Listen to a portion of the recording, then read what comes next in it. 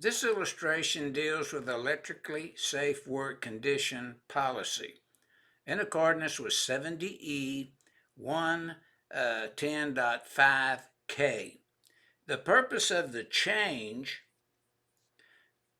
is to provide a new section, and this section has been accepted and reflects the requirements for working in the limited approach boundary when electrically safe work condition exists.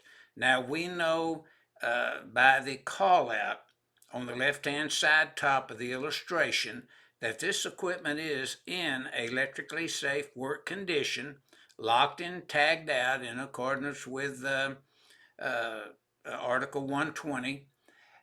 But the rules that we find pertaining to this particular policy is 70E 110.5K, page 17.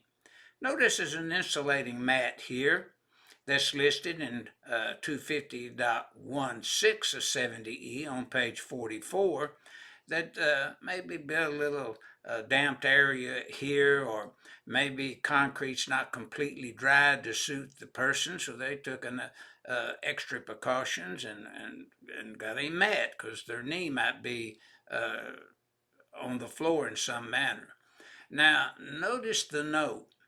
Employee is interacting with the electrical conductors and circuit components as outlined in 70E 110.3 and 110.5K on page 15 and 17. The individual is wearing a sock hood or balaclava if the back of the head happens to be in the limited approach boundary. Now, this requirement is found in 130.7C710B1, page 32. Notice this individual needed the PPE on when they crossed the arc flash boundary. They used insulated tools, gloves, and so forth to actually touch, make contact with the energized conductors or circuit parts, as you see here. But this individual is standing and working in the limited approach boundary. The restricted approach boundary is usually where the extended protective arm with PPE is extended past that restricted approach boundary to work on the component as you see here.